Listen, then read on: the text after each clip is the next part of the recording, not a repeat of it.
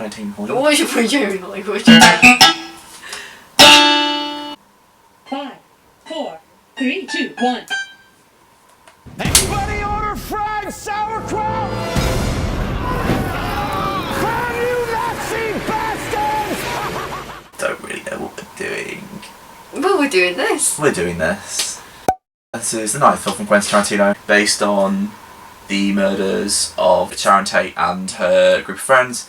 But the actual lead protagonists are fictional. You've got the slightly neurotic, past his best TV actor who's Rick Dalton. He's famous for his TV show Bounty Law, and he's slightly, since then his career slightly kind of derailed, and I guess the parts he's getting now reflect him. I love that stuff, you know, the killing. A lot of killing. Obviously, if you've been watching like the likes of Kill Bill and Django Unchained, you expect huge bloodshed and violence, and you don't really get a lot of either. I mean, it's certainly in there. There's this kind of background of the Manson cult, but you don't really see how it's all gonna fit in, and it's only actually at the end that everything kind of, all the characters kind of converge. The three main actors made the film. I don't think it would have been the show it was without Leonardo DiCaprio, Brad Pitt, and Margot Robbie. Yeah, because they were the only three characters really that like were consistently, because it's Quentin Tarantino who can literally get Al Pacino to pop in for 10 minutes and then you barely see him again. Something about you. One thing we would advise when seeing this film is to really learn a bit about the historical context of it before going, because elements of it are made so much more eerie if you know what really happened with the Manson. With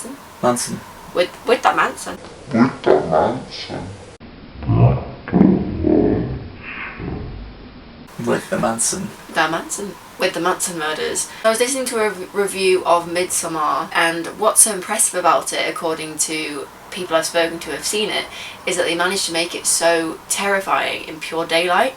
And I really felt that with this movie. Nothing terrifying happens not at all. within the daylight scenes, but it's so eerie because if you know the historical context of it, you know what was going on in this ranch. Out and out, really, it's almost more funny than it is anything else, this film, I think. Like, I mean, he's always had a really good sense of humour, but in this particular film, I kind of found, you know, even the big sort of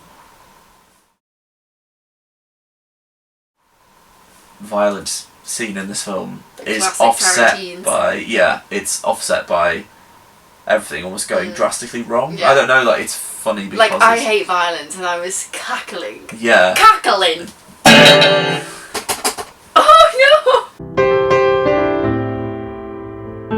Yeah, it was funny. I was hicking quacking.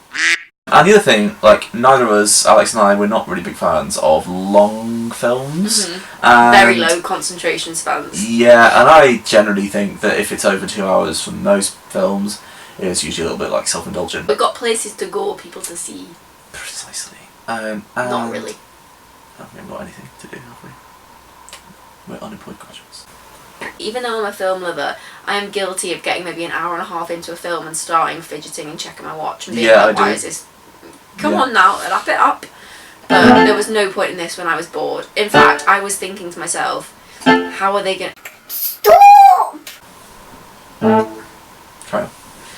I was thinking to myself, how are they gonna get the rest of the story into the time that this needs to go on for longer? We've seen him do it since Pulp Fiction, and I think he knows not many other directors could get away with all of the complete tangents that he takes. Yeah. There's a lot of completely, you know, things that, like we were saying, there's a big fight scene with a very amusingly played Bruce Lee, which has caused a bit of controversy. Yeah, I was reading that. The real Bruce Lee is not particularly happy with the way it's been.